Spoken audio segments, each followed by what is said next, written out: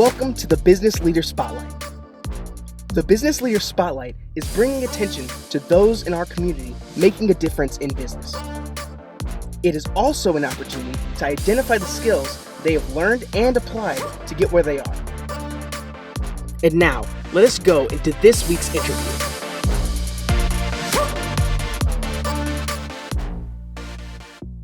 Welcome to this week's edition of the Business Leader Spotlight. I'm your host, Mike Butler. This week I have with me William Thompson. Hey, good afternoon, William. How you doing? Doing Pretty great. good. Yourself? How you Do you doing? mind sharing with the audience a little bit about yourself and what you're up to right now? Obviously my name is William Thompson. I am a fitness director of a large health club in the Northern Baltimore area. I've been in upper management fitness for probably a little bit about 15, 20 years in DC, Northern Virginia, Maryland area. I own a small company called Dynamic Fitness Conditioning. We do training. We do active isolated stretch therapy. We work with the Wounded Warriors. We work with NRH Punishers, which is a paraplegic basketball team out of Silver Spring, Maryland. And we actually just started work with the Defense Health Association, which is out of Walter Reed and Wow, you Maryland. seem to have your plate full with the world of fitness, and it seems like there's plenty of different areas to get into and talk about just with that. But you and I, William, we go way back. We go back to high school, some 20 plus years ago, playing football and the like together. Do you mind sharing with the audience how you got into fitness and what made you go down that road? Well, I guess a means to an end. Early on, I realized sports was something that I was drawn to, something that just kind of fit in my life. And I had a coach, actually, Mike Rodriguez. And Mike was kind of clairvoyant in that he gave me some tools to think about in life early on that kind of stuck with me for the most part. And I realized that naturally fitness, wellness for the most part, the pursuit to be better at something, it just kind of stuck. And what that did was throughout my travels, some ups, some downs, it kind of was that calming voice, I guess, gave me a few different things that kind of helped me just kind of keep sane. With that, I pursued a little bit of education, got my bachelor's degree in exercise science, then pursued a little bit more further education as an adult.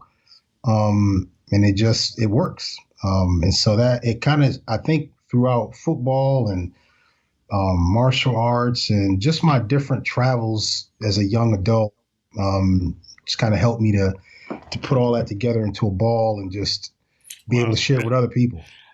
That's amazing. We laughed earlier about, Coach Rodriguez, he, going back to our high school days, being at Bullet Havens, he was one of the instructors in the masonry department. Then he was the football coach for my senior year, and I think it was your last 2 years, correct?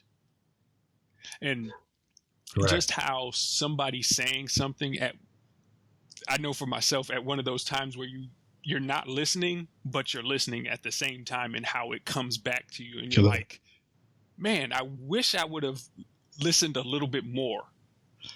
And how that, kind of just set you on this path to be able to do these different things to help people with fitness, because I'm pretty sure you've dealt with and you see a lot of people, not just wounded warriors or people that are, that are having to deal with issues with being paraplegic or anything along those lines, but just regular health concerns, being obese or just not, don't have the muscle mass to be able to do their physical things. And can you talk about, some of the things that you're doing and trying to help people with that?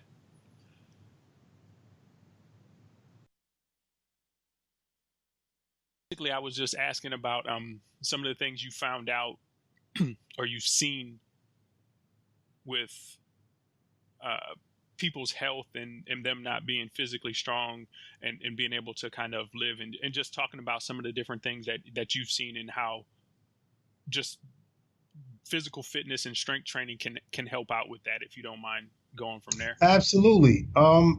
Man, I've run into a number of different challenges on this journey with being able to share experiences with people learning more about themselves physically. I think the biggest part is that realization for people, whether it's strength, whether it's power, whether it's just being stable. I've worked with, kids with autism up to adults with, Graves' disease, and you name it. It touches everybody. The one common theme, though, that I realize is that it's an internal drive. You can put, programs and thoughts and theories and different ideas in front of people that are vast and that are minute, but it all comes down to a person's self-love and where they kind of see themselves and where they want to grow. Mm-hmm. Some of the early on is one of the things that stuck with me when I had a supervisor, a guy named Collegiate McLeod. He was a fitness director down in for a place, Sport and Health, down in Northern Virginia.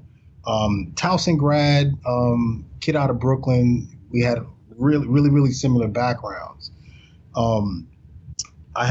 He gave me a client. I never forget his guy's name was David Maben. And David was maybe about 83. And I think I thought I was like a hot shot trainer. I had a bunch of NFL guys. I had some Marines. I had a bunch of females. I had boot camps and all types of stuff going on. And then I felt like he burdened me with this older senior, which is basically what I basically went back to him. I said, I don't know if I'm cut out to, that's not my wheelhouse.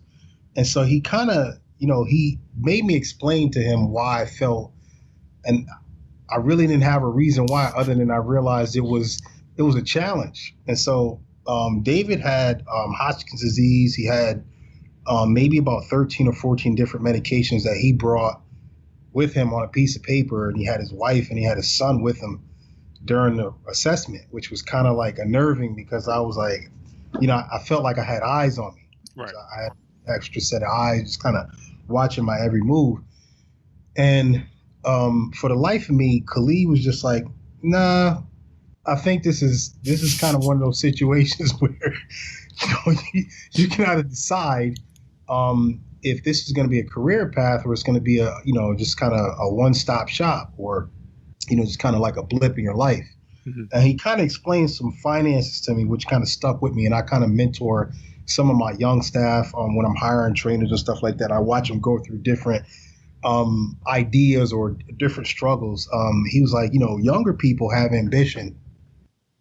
He's like, older people have finances. And so you can choose whether or not you're in this for ambition or you're in this for the long haul. Right. But I'm not going to take this guy back as a client. I'm gonna let you deal with it the way you need to. And if you can't train him, I want you to be honest and transparent with him and tell him and his family. So long story short, I trained David for probably 7 years. Mm-hmm. I left that club. He followed me. I left that place. He followed me to another place just on sheer, I thought it was, hey, I like this guy type of deal. But then what really stuck with me was he died some years later. I want to say it was around 2007, 2008, right around the time when the housing market collapsed and stuff like that. People were kind of going through different stuff. He died. And his son, who was named William, actually called me and kind of read a letter to me that his dad wrote to them. He died on a boat in Aruba with his wife, retired. He worked for 20 years for the State Department. he basically was like, my dad explained to us that you were one of the things that kind of allowed him to prolong his life. And he actually put that down on pen and paper. And his son took the time to call me some years later after he passed away and after he found me. Mm-hmm. It just kind of stuck with me. And then I just remembered all of the things that I researched and all of the different trials that I went through with him and some of the hurdles that we faced and some of the victories that we kind of won together. And it's stuck with me. It was one of those character things, whether or not I was in this for the glitz and glamour or those relationships that stick with you. Right. That's one that kind of really hits home, where you see the impact of it years later, where somebody actually writes a letter to their family and says, the work that you did in their life, one, help prolong it and give them a quality of life they would never have had. Right.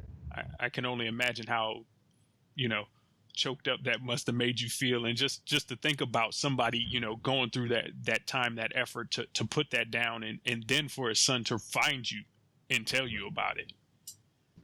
It was definitely interesting. It was definitely interesting. And I honestly, when it happened, in hindsight, I don't even know if I was mature enough to accept the responsibility of what he was telling me when he told me. Mm-hmm. I kind of took it, and it wasn't till years later that I was actually started having kids and stuff like that. And then it started to realize, oh, you're not going to be here forever. When stuff, oh damn, man, yeah. And so it dawned on me, like, our ride is what you make out of it. Yeah. And that's so true. And you begin, your children start to teach you those real, random occurrences, because they show you that your life, you go from being young to automatically you're older. Right. And as they age, it's like, hold up, they're, in their teenage years, and they're, cool and all that stuff. And you're looking at them like, what are you talking about? I'm still young. And they're like, no, you're not. Right. and you have to balance and reconcile that, what? That's right. There is a kind of a baton passing process, even though I know for myself, I didn't mind it so much, but you understand it and you learn. It's like, appreciate it. Yeah. And you try to teach them those things at those ages where you're like, look, I was really dumb and really hard-headed at this time. I know for myself, I was like, I was dumb. Absolutely. I was hard-headed. Just listen. Even if you don't understand it, just listen to me right now and just take this with you, because it, if you can do something with it even a few weeks, few years earlier than I did, you'll be so much further ahead of me and be able to kind of go from there. So being able to have the opportunity to work with, some athletes in basically some of the big, the greatest shapes of their lives, and be able to work with people at an older age and be able to help them maintain a quality of life. It seems like you've operated on all sides of the spectrum within the fitness arena. And you also mentioned that you work with, Wounded Warriors and a couple of different other organizations. How does that make you feel? And how did you get involved with those different groups and being able to work and partner with them during this process? That's interesting. That's the first time I think somebody's ever asked me that. But funny enough, my wife, we moved to, my wife's former military. Her and my sister were actually best friends in basic training in the Air Force. Mm-hmm. And that's how I met her some years later when I was worthy enough for her attention. With that being said, we moved, she basically bullied me into moving into Silver Spring. Okay. So we moved into a townhouse, searching for a home to buy. And I bought some expensive mountain bikes. And my stepson at the time, loved him to death, but he just wasn't really savvy. So, he was in the neighborhood. It was a good neighborhood, stuff like that. He was letting kids ride the bike and stuff like that, just doing stuff out of pocket. So, of course, the kids invited themselves to both bikes. Like they saw an opportunity. The bikes were unlocked. They were in the townhouse yard, and they scooped them both up. And so I was like, man, the inner city kid in me was like, this is too close proximity. So I think within a day, I had scoured the whole neighborhood like on foot, and I noticed a trail. And I was talking to a woman, saw me kind of walking around. I must have looked sweaty or whatever the case, so I looked like I was up to something. So she was like, "You okay?" And I was like, "Yeah." She was out messing in her little yard, flowers and stuff like that in front of her townhouse. And she was like, "Are you looking for something?" And I was like, "Actually, I am looking for some mountain bikes." And she was like, "Well, okay." And she's like, "Well, that little trail over there, some kids usually use that trail, and it leads to a basketball court." And so I kind of was like, interesting. So I scoped out the trail. I think it started raining, whatever the case would be. And so the next day, me and my wife and the girls, we were coming back from like Home Depot or something lame that we were doing on a Sunday, right? So we came back, and I got out of the car, and I never forget, I didn't say a word to them. Like they looked at me like, "Where's he going?" And I just walked off, and I was headed towards that trail because I said, "I want to see where the trail's going." And sure enough, I walked through the trail, and it came out to this basketball court that was in front of a local community center, like Ralph Ola Taylor Center or something like that. So I went over, and I noticed it was like a group of kids, probably about 12, 15 kids. They was all like playing basketball, whatever the case may be. They had a bunch of bikes just kind of lined up on the basketball court. So I walked over to the basketball court and went right to the bikes. And so I heard one of the kids say, "Is that your dad?" Like to one of them. I could hear him, right? I could hear him. I didn't look because I had shades on. Somebody, "Is that your dad?" And the other kid froze. He was like, "No, it's not." And so as I got closer to the bikes, like I said, there were some pretty expensive mountain bikes, and I bought one for me and one for my wife. They were both black, but I had dice on the tires, right? Some real old school 80s. I had some white dice on hers. I think I had black dice on mine. So what the kids had did is they had taken sky blue spray paint, and they tried to spray paint the bikes, but they missed the dice. So of course, I grabbed the bikes, and I kind of motioned, and when they noticed I grabbed the bikes, they kind of all started to scatter, and I was like, "Yeah, don't nobody run nowhere." So what I did was I ended up taking the basketball. Like they were all playing. I knew I had their attention. I took the basketball, and I tried to find out which one of y'all stole these bikes. Because basically what you did was you jumped in my townhouse yard and stole the bikes. So we need to figure out, who stole the bikes, this and the case. So rather than go, through the police and all this other type of stuff, I called my wife, and they came around. They got in the truck and came around, and we put the bikes in the truck and took them back home. But what I did was I took note of the community center. And so the next day I went over to the community center because I noticed they were always at the community center. And this was early on when I was leaving Northern Virginia, trying to establish the same thing that I was doing in Northern Virginia over here in I guess Maryland, right. Southern Maryland, whatever the case it be. And so what ended up happening was the day when I walked in there, I met a woman named Jewel Lyons, who is now like the regional director of all of Montgomery County and Maryland rec centers. And at the time, she was just running one of them. And so we got to talking and stuff like that. And I kind of explained to her, why I was over there, this, that, and third. She was like, "Yeah, these kids over here, they're bored. They're good kids. They're all, single family homes and stuff like that. Our similar backgrounds for the most part. Yeah. Even though it was in a different area, it was the same story. Yeah. Bored, even more so because they're in rural Maryland. There's really nothing around. They thought that they were thugging or whatever the case would be, but you dudes are in the suburbs, right? So that's how you got caught. Yeah. And so with that being said, what ended up happening was they actually hired me to run a few programs that summer in all of the rec centers, which was that one and 4 more. And so I made a decent amount of money doing that. But what I did was I actually got a chance to understand a little bit more about those kids because they paid for them to be in this program. Right. So then they had to deal with me. All right. And so, so that was a story in itself. But that relationship with Montgomery County Rec Centers, it just spurned on, and they gave me some space to put equipment. Mm-hmm. And then one of the guys who's a peer mentor at Walter Reed, his name is Harsh Thakar. Young guy. As a matter of fact, I just saw on Facebook today that I guess yesterday marks the 15-year anniversary of him being paralyzed. A young dude. I guess somebody tried to rob him and his brother shot him, and he's been paralyzed ever since. Wow. But he would notice me coming there working with different groups inside of the rec center. And what he would do is he would organize basically pick up basketball games with him and his friends and other guys who were in a wheelchair, and kind of remind me about that.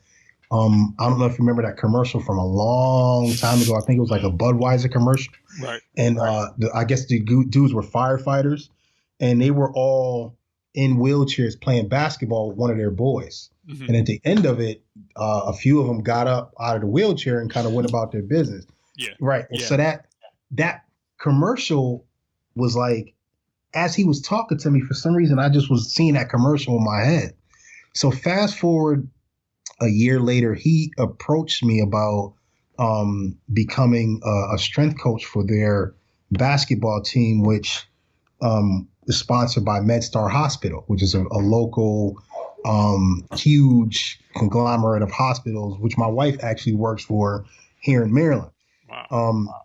And so that was, I want to say that was probably 7 years ago. And so we've had guys, Trayvon went to the Olympics a couple of times for paraplegic basketball. Another gentleman he played lacrosse for the U.S., who's also on that basketball team. And so what it did was for the first 3 years, it gave me something else to do outside of work. But then I started to notice that these guys had the same similar ailments and same similar things that people with two legs that they use every single day. They have the same tightness. They have the same injury cycle or repetitive injury cycle that most of us that walk around that are still able to use both our legs and arms. Mm-hmm. It was the same. And so I never forget one day there was a gentleman that came and he wasn't paralyzed, and they invited him to play basketball with them.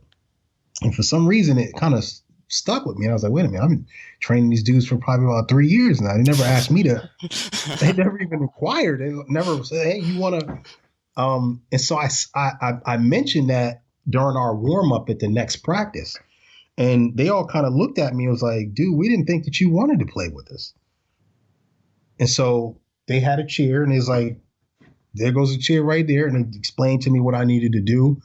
And then after that, I think not only did it give me a deeper relationship with them, it gave me more respect for what they actually go through, because I don't know if you've ever experienced being in a wheelchair or somebody who is bound to a wheelchair. Mm-hmm. But the act of what we take for granted in terms of perpetual movement, they don't have that. So all their movement is dictated based off of their effort.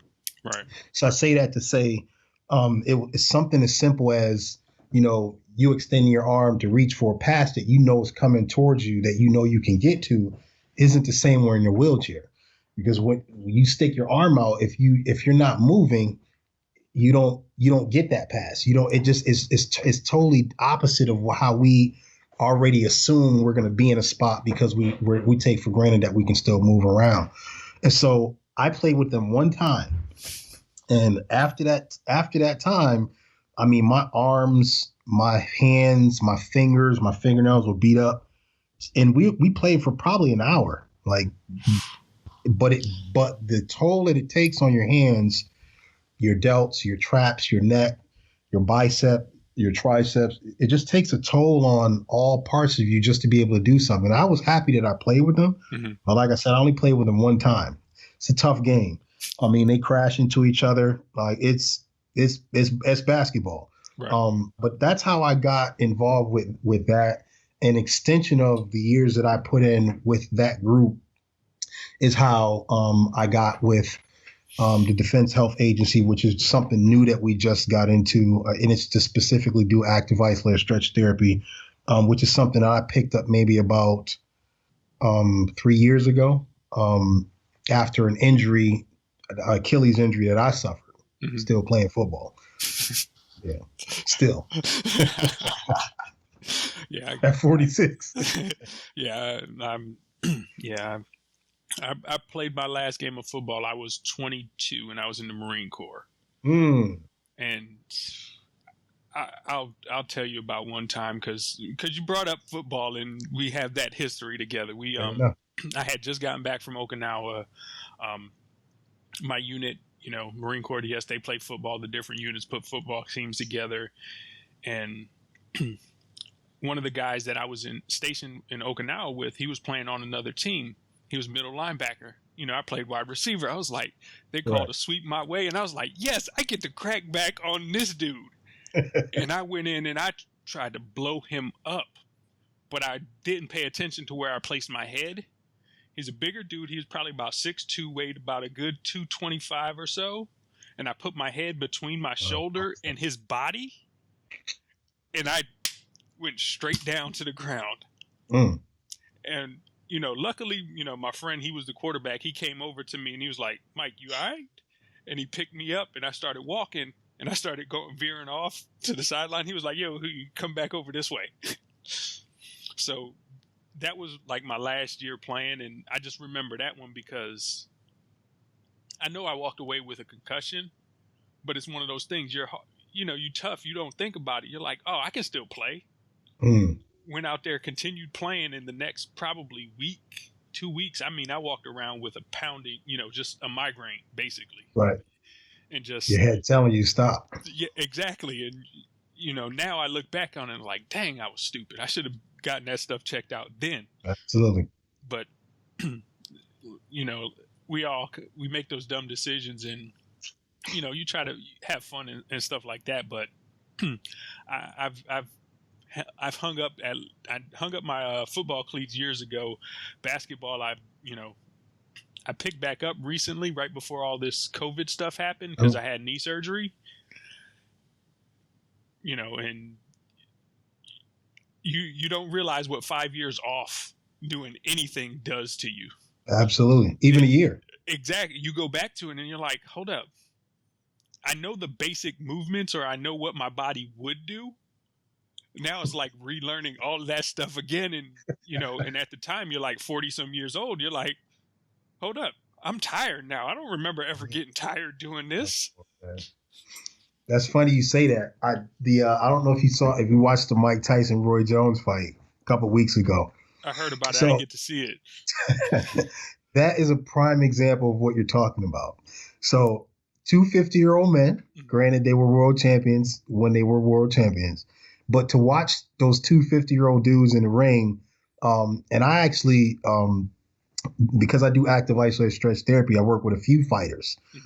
Keith Thurman actually was one of the last ones that a kid down in Florida got beat by Manny Pacquiao. He knocked him on his butt. So he kind of been hiding since. But it gives you an appreciation for hand-eye coordination and just raw speed. And when you start to lose that, it's something that it's kind of like you don't realize it until you see it from a distance. And to watch Tyson go through what he went through throughout his life and then see him in the ring as a 50-year-old dude it was like, man, I appreciate the fact that he put this time in, but I don't want to see this anymore. It literally looks like it looked like two old dudes like basically pawing at each other. Yeah. But then it kind of puts you back into that mindset of like, again, you got to appreciate youth when it's in front of you because the window of opportunity is real small. It's just it goes fast. My oldest son, he went to the Marine Corps after me, and we used to wrestle and all this stuff, and he got to the point where you could tell they're starting to get stronger to that point where it's like, okay, I've still got this, like you said, this little window where I'm still gonna win. Right. But if I let it go any past this, it's a bad day. And I remember the last time I wrestled with him, and, you know, we went and I had him, and it was like, okay, you know, we got done, I won and all that kind of stuff. And he was like, oh, you gonna do, let's do it again. I'm like, I'm over. I'm done. It's over. Not. I remember, you still live in my house. This Right, is still my house. You're not gonna walk around here and be like, oh yeah, I beat that. No. Right.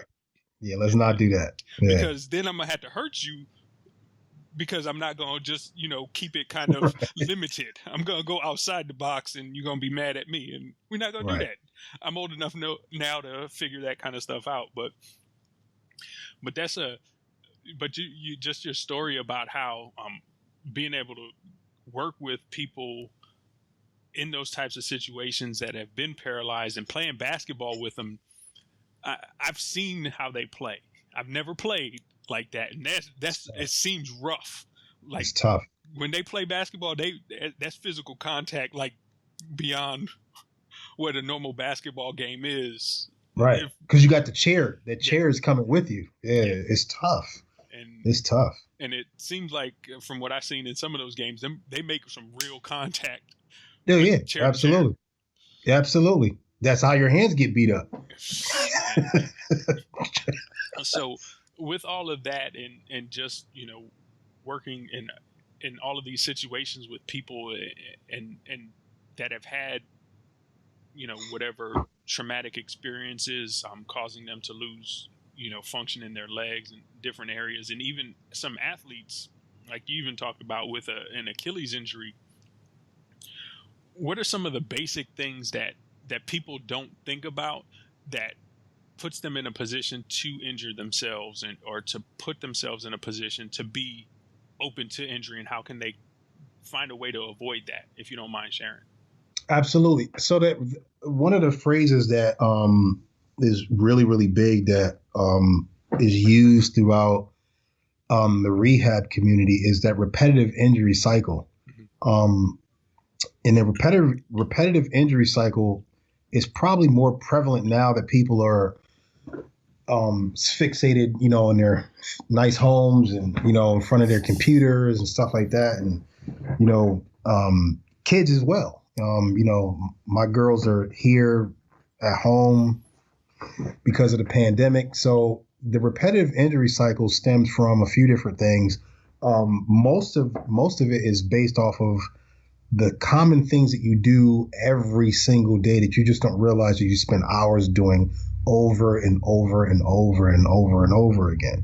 And the second piece of that is the lack of flexibility and dexterity that most of us have, because we live in a culture or in a society where people are more sedentary based off of how they live. All right. So in the Western world, as you know, you stayed in Okinawa, so you traveled, so you realize that going overseas in different places, they don't live like they do here in America. So folks are a little bit more, right. They move around a lot more active. So just that risk factor puts Americans in a different light, or in a different class by themselves. And then the majority of people that I noticed, is few and far between that you have a collection of adults that have a background and some type of physical activity from their youth. Mm-hmm. So I said that to say it's more common that people do not engage in some type of athletics or sports now mm-hmm. than it was maybe 20 years ago. And so one of the biggest things that we've learned is about fresh blood and oxygen. Right. So those are the two things that will save your joints, tendons, and ligaments, and prevent injury for the most part. But because the majority of people, adults, don't partake in something or have a consistent means of getting a return of fresh blood and oxygen to tissue that doesn't normally get it, like their feet, or their extremities, their shoulders, their hands, their fingers, then comes in the different itises and the different things that your doctor is going to tell you that you have because of. Right. And so those are and like I stated before, a lot of those guys have the same repetitive injury cycle. It just looks different and it's a different location, but it's from the same thing. So case in point, a good vast majority of them are former operators or former servicemen. So they were in the military, or some not even, just based off of what they do every single day. A lot of it has to do with your everyday activities or lack thereof. Mm-hmm. That's so interesting as how it's you talk about it and it's being a repetitive injury cycle of just, okay, it goes cause effect, and just it seems like it compounds to the point where it's, like you said, it's one of the itises or something even more than that, where, hey, you've got to get a hip replacement now because, you've sat in that chair for years. Not just that you sat in the chair, but you sat in the chair incorrectly and you put all this pressure on your hip, and now you're dealing with that. And it's so interesting that it sounds like it's relatively preventable in terms of making a few changes, stretching more, getting a little bit more just movement in the body. And this probably goes back to those things like, drink more water and things like that. Correct. Where it's like, oh yeah, if you just do these basic things, you can start to reverse that cycle. Correct. And a lot of times people don't want to hear it. They don't want to hear that because it's too easy and it's too obvious. They're like, really? Yeah, that's where it starts. Mm-hmm. Yep. A lot of times they're looking for a magic bullet. Well, why is this happening? Well, it's a compound effect of a few different things. Mm-hmm. But the biggest is the way we live in this society. That's just all the information you shared and just the different stories of being able to, connect with people, working with just a random occurrence of going to a community center to find your bike, to be able to have the opportunity to work with people and that have been, paralyzed, and be able to, work with them and then play basketball with them in a way that's completely different than, how you grew up playing basketball. It just shows small opportunities, provide open doors, but you got to be willing to walk through it, because as you said, the person that you worked with at that time was, only operating one of the recreation centers in Maryland. Now she's over all of them. Right. That just a simple open door like that, and being able to find those opportunities and take it, and having that one person speak into your life. I think there's more of those opportunities for people if they're willing to look back and listen, because I don't know about you, I didn't start looking back on my high school, teenage years until I was faced with my children being there, looking at them and saying, okay, they're going to be teenagers eventually. Okay, what is it that what is it that I saw that I didn't pay attention to, or I kind of just glanced over, that I need to look back on, and being able to say, okay, how can I transfer this learning to them? Because as you said, I think you made it earlier, growing up in the suburbs, I took my kids out of the city. I took them back to Bridgeport one time. And my wife was like, you grew up here? Get me out of here. Now. It was like, no. Right. You don't live. No, let's go. And you can't blame her. No. Yeah. It was one of those things where you're like, you look at it, and you're like, yeah, that's where I grew up. But there's still this part of it. It was like, most people, unless you've been there or somewhere like it, you don't understand it, or you look at it, you're like, whoa, it changes,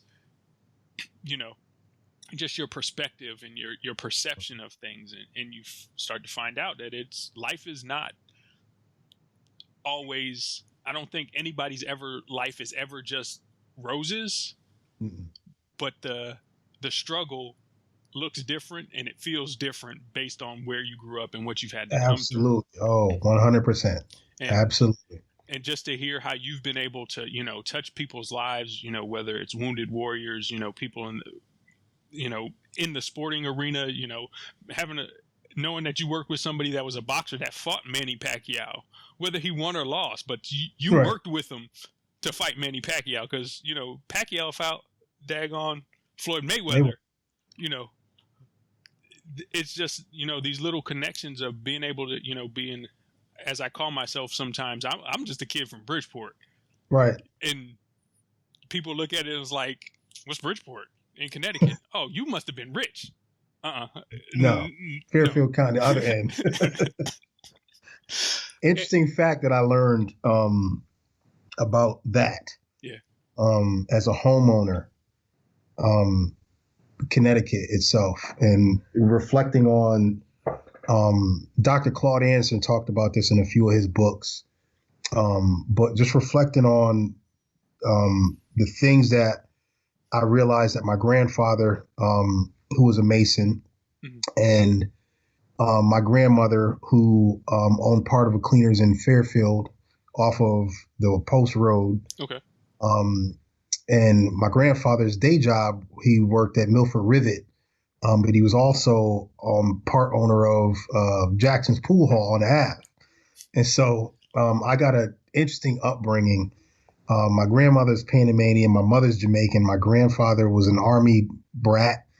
And so, one of the things I learned that stuck with me is Connecticut did away with county government in 1968. Mm-hmm. And why that was so relevant, because Maryland, the way they operate is some of the bigger cities within Maryland itself have mayors, but the rest of the state operates under county government. So they'll have like a county executive, and that person decides where the money goes, right? So you'll hear people talk about the different parts of Maryland. They'll talk about Columbia, and they'll talk about College Park, and they'll talk about Silver Spring, and they'll talk about North Potomac, and they'll talk about all these other parts. And it didn't dawn on me that, wait a second, the county executive and county government is there set in place to decide where the taxpayers' money go and where it goes in terms of schools and funding, et cetera, et cetera, et cetera. And here you have Connecticut, which is the fourth richest state. They did away with county government in 1968, well before you or I decided, our parents decided to bring us around. Right. And what that does is allows somewhere like Connecticut to get away with the median income being $89,000, and just 12 miles away, the median income in southern Fairfield County is $19,000. And so you have people, right. So it goes back to your original question about why did I leave there? Because the chances of me being one of the people who live below the poverty line, because that's what $19,000 is, it's below the poverty line. Yeah. I couldn't even imagine like trying to do pretty much anything for myself, or let alone my kids or anybody else, with basically $19,000, which brings me back to when I was saying that it's hard living. It's just like, and to think that in a time in the 80s, $19,000 might have been a lot of money. Oh man. So, so it's tough when you think about it. And that the 19,000 as opposed to 89,000, those are numbers from today. Oh. Like that's not like 5 years ago. That's like right now. You know what I'm saying? Like, oh yeah, I mean, yeah. So it's crazy because I actually got connected with somebody that you may remember, Rodney Sadler. Yeah, I know Rodney Sadler. Yeah. So as a matter of fact, it's funny. His sister, not Tina, Tracy Sadler. Yeah. She lives here down the street, actually, with my boy E. Her and my boy Eric Thompson. They got the same last name. They live down the street from me. As a matter of fact, I see him all the time, man. Yep.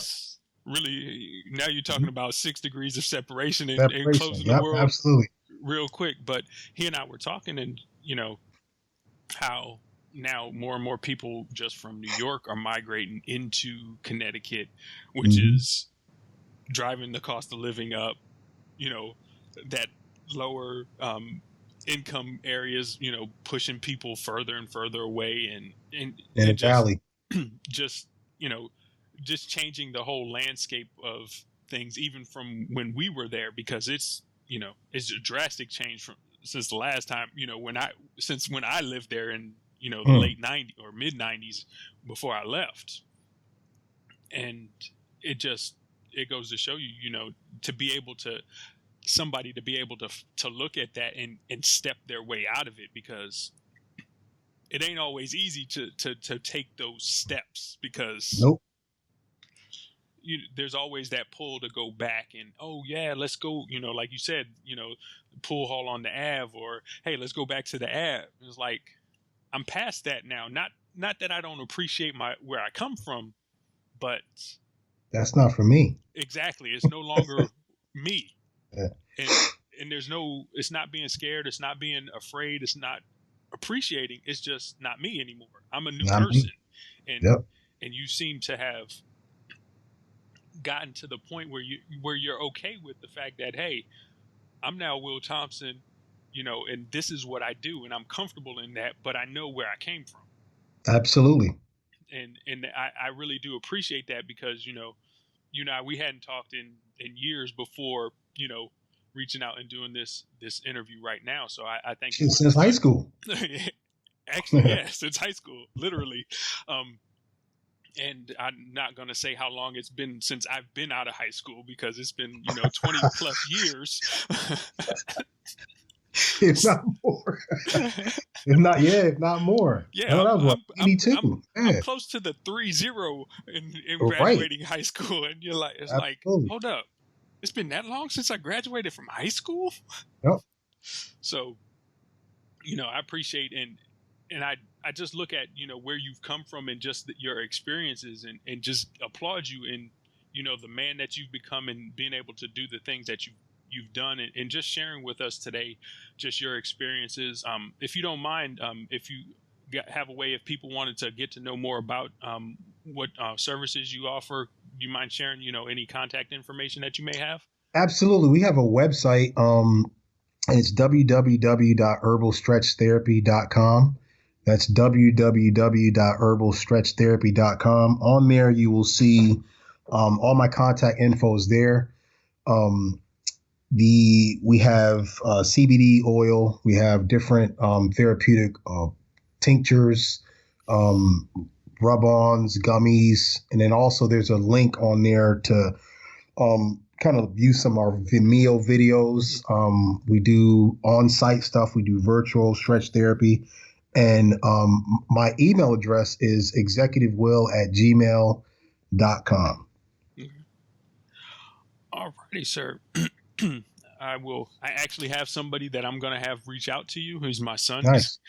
He's looking to go into either physical therapy or some type of personal training. So I'm definitely going to have him reach out to you if I can get him to listen long enough. But sure. Hopefully he'll do it. But I just wanted to drop that word and just say thank you again for taking the time with me. And that's all we have for this week on the Business Leader Spotlight. Thank you. Thank you. Thank you for watching this week's video. I hope you were able to find one thing you can begin to apply to your life today. I would appreciate it if you would like, comment, and subscribe. Also, if you have any feedback, leave it in the comments below. Let us know if you know of any great guests to be on the spotlight. I look forward to your questions and your comments. Thanks again for watching.